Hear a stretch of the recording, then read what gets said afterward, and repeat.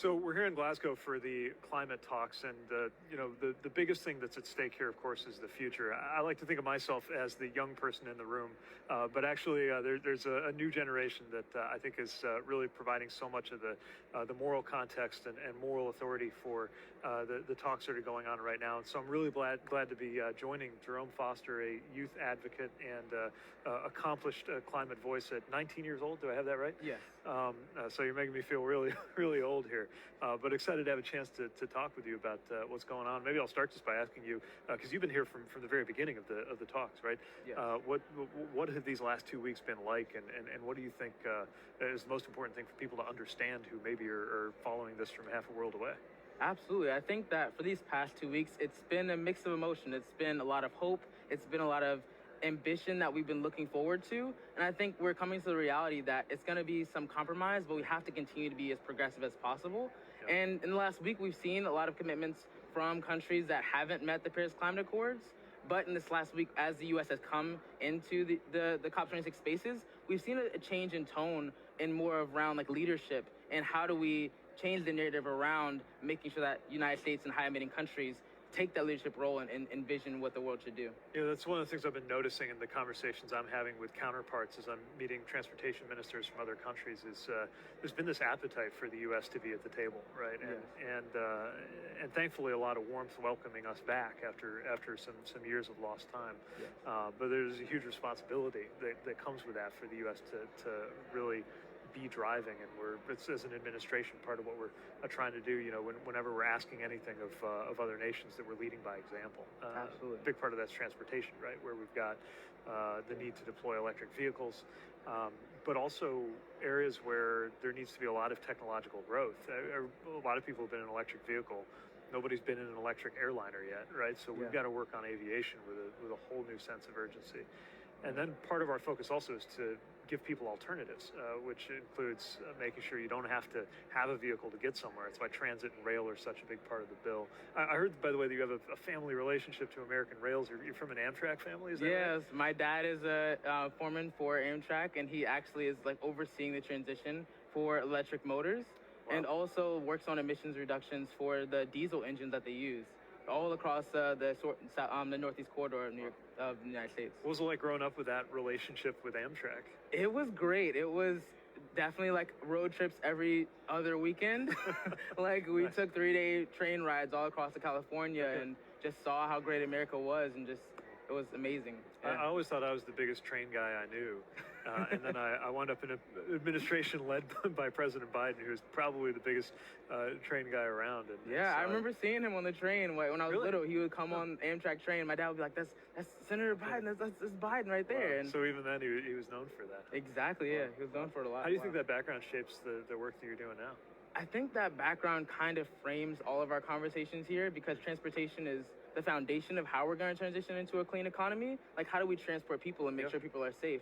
And the main question has been, why haven't we and why can't we, and when will we as a world like set aside these geopolitical tensions and say, let's make proactive investments in infrastructure and transportation, and more especially transportations, because train and high-speed rail is what signifies our commitment to actually being renewable and sustainable. Yeah, I mean, as you probably know, transportation is the single biggest sector contributing greenhouse gases across the whole U.S. economy. And it's one of the reasons why I'm glad there's a transportation day. That hasn't happened before, but to have a day at these COP talks that's really themed around transportation. So we've been at it all day with new commitments. We released our aviation plan for the U.S. that officially commits us to that net zero by 2050 goal, and talks about some of the things we got to do way before 2050 in order to be well on our way. Exactly. And then the maritime sector, which, it's pound for pound one of the least carbon intensive ways to move goods, but because of the kind of heavy fuel oil that the ships burn, and because there's just so much of it, it's a huge part of emissions. So we committed to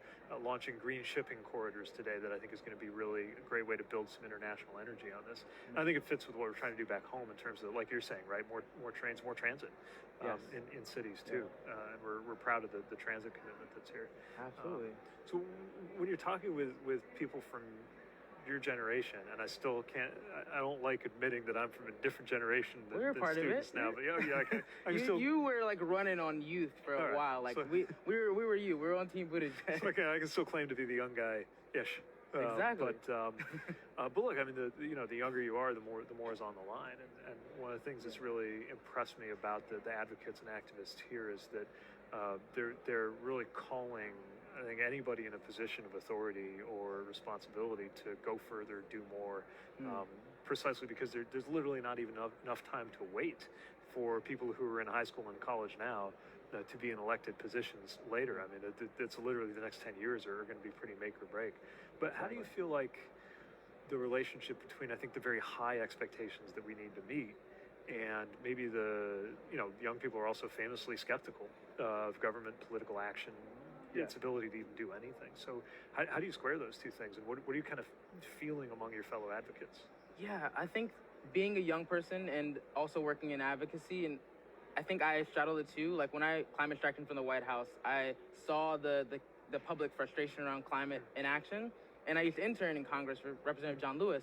And literally I saw how people were pushing from the inside, trying to make change happen. And I think that really what we have to do as a movement is transform our anxiety, our anger, our frustration into votes. Yeah. And also now as we have like this, being like the only young person in the Biden admin under like in Gen Z, it's like, how do I make sure that our investments are like long lasting? And how do they make sure that they're system wide and not just patching a Band-Aid, but actually getting to the roots of these issues?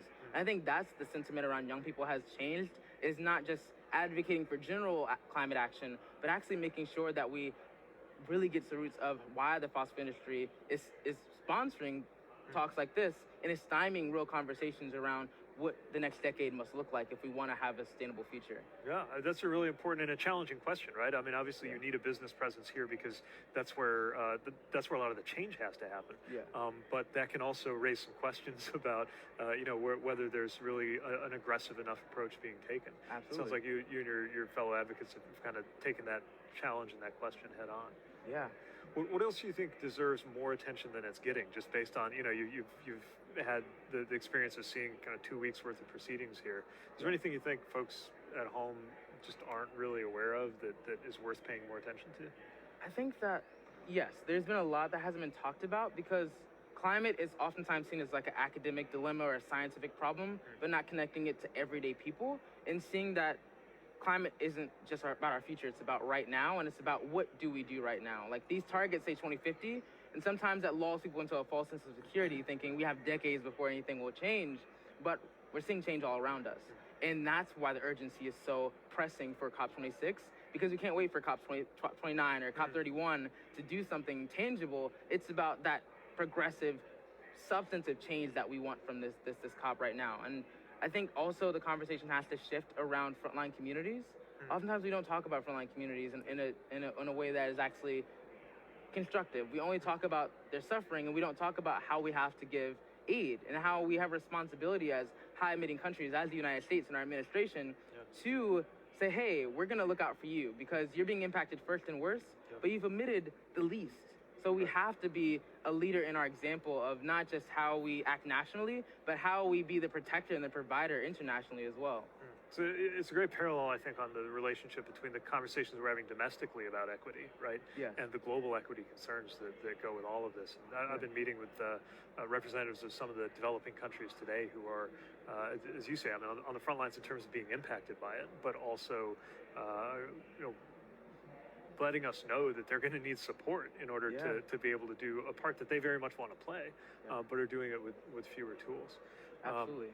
The clock's already running out on our conversation, but I'm glad I got to spend a little time with you because I think youth stepping forward has really shaped things. I mean, you were talking about the kind of mobilization that has to happen in a democracy, right? And I would hope we can get to the point where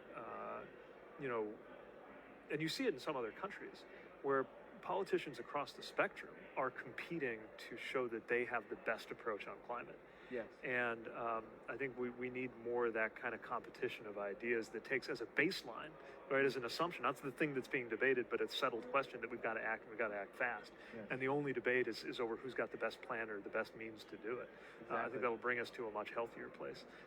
But I have a lot of optimism, understanding how you and your fellow advocates are pushing to make that a reality. So hopefully you'll feel that we're doing right by by that generation, and we'll have a lot to celebrate by the time we get to the next turn of the wheel in a future COP. For sure, yeah. We'll see you at COP next year.